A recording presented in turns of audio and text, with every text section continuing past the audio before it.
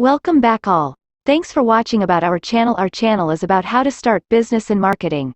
Also different up-to-date Bitcoin and digital currencies news. We cover lots of cool stuff such as affiliate marketing, online marketing and bussings, also on different currencies news ups and downs. Find us at https://cryptodigitalnews.info. Ethereum news. Where should crypto miners go in a changing landscape? One of the main themes among the crypto community in 2021 was China's aggressive policy toward mining, which led to a complete ban on such activities in September. While mining as a type of financial activity has not gone away and is unlikely to disappear, Chinese cryptocurrency miners had to look for a new place to set up shop. Many of them moved to the United States, the world's new mining mecca, while some left to Scandinavia and others to nearby Kazakhstan, with its cheap electricity. Mining activities can't stay under the radar forever, and governments around the world have begun to raise concerns over electricity capacity and power outages. Eric Thedéen, Vice Chair of the European Securities and Markets Authority, who also serves as Director General of the Swedish Financial Supervisory Authority, has called for a ban on mining proof-of-work cryptocurrencies like Bitcoin, BTC, in Europe. As jurisdictions around the world begin to crack down on mining-related activities, it begs the question, where is it still profitable, and legally favorable, to mine crypto? Related. Finding a new home. Bitcoin miners settling down after China exodus. North America. It's no secret that the U.S. is the main country for crypto mining, particularly in the Lone Star State, Texas. After the exodus from China, crypto miners and billions of dollars of capital flooded into the southern state. This is largely due to state policy, with Governor Greg Abbott having actively supported the Bitcoin industry. Philip Salter, CEO of crypto mining firm Genesis Digital Assets, told Cointelegraph the reason the state became a popular destination for miners: the most prominent location for miners worldwide may be Texas right now. Its huge amounts of wind and solar power are causing a surplus of affordable energy. Privately owned power grids ensure a fast path for new projects, without being hindered by slow bureaucracy. The benefits of Texas aren't so new though. Miners started building there already years ago, even if not as aggressively as now. Texas has experienced its own problems with electricity infrastructure, with massive blackouts affecting much of the state in 2021 amid unseasonable winter storms. But miners there have been relatively understanding about electricity consumption, and large companies have even periodically turned off equipment to give priority to residential consumers and critical infrastructure. America's northern neighbor, Canada, has also been actively attracting mining companies. Recently, authorities in Alberta invited cryptocurrency miners to the province, touting its cheap electricity prices thanks to an abundance of local natural gas. Latin American countries have been expending considerable effort to attract miners, with El Salvador, in particular, showing a favorable attitude toward mining. The country was the first in the world to recognize Bitcoin as legal tender.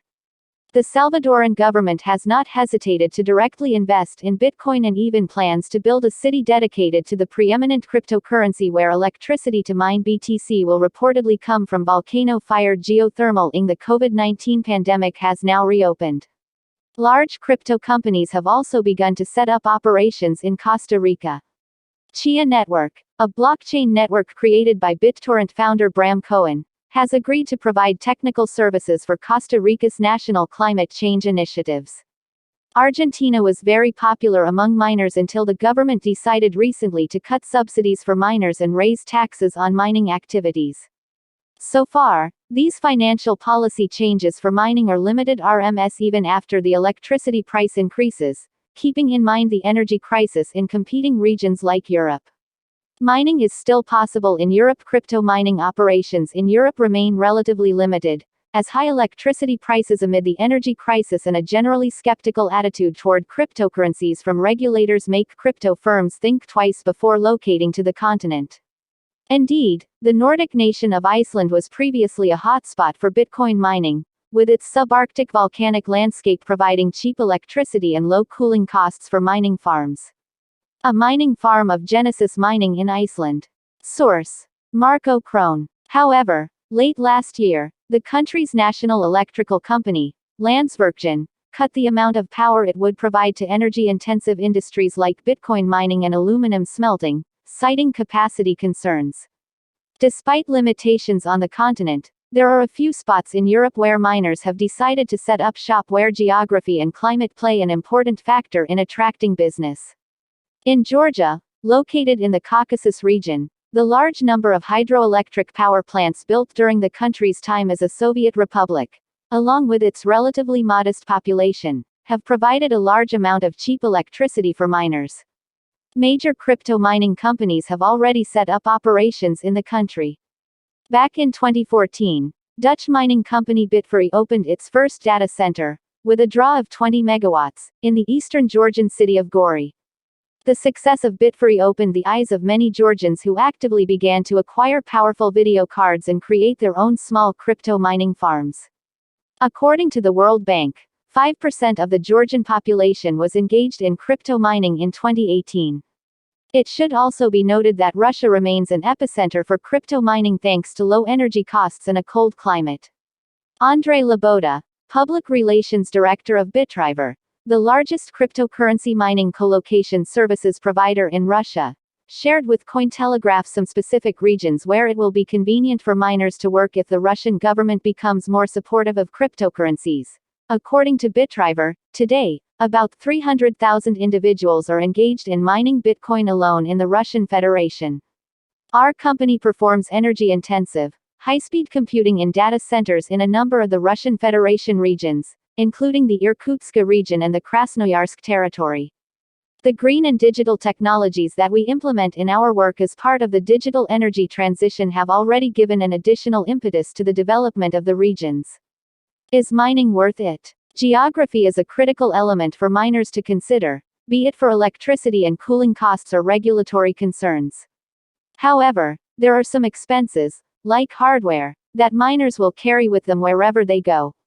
With demand for mining equipment on the rise and a recent slump in the markets after 2021's bull run, when is mining worth it with all the hardware costs? A homemade Bitcoin mining rig with GPUs. Source: Bitcoin Wiki. 2021 was the most profitable year for mining Ether, ETH, with graphics processing units since 2016. This is not surprising, as Ether's price more than quadrupled last year. But the main issue for miners is electricity and equipment expenses, and the price of the latter is growing rapidly. Nevertheless, while the profitability of Ether mining remains high, the payoff period for equipment purchases is growing, partly due to the London hard fork in August 2021 that reduced the payout for each block mined from 8 to 20 ETH to 2 ETH. Another negative factor for miners will be the much-anticipated transition of the Ethereum blockchain to a proof-of-stake consensus, after which they will have to start mining altcoins or recertify as stakers on the network. The Bitcoin network's mining difficulty recently hit an all-time high despite the strong decrease in BTC's price in January, which hit a monthly low of around $34,300. It is surprising that, against this background, the cost of ASICs didn't fall. At the same time, the ASIC payoff period this year is a little over 1,000 days, or almost 3 years. Not everyone can afford to carry those expenses for such a long time.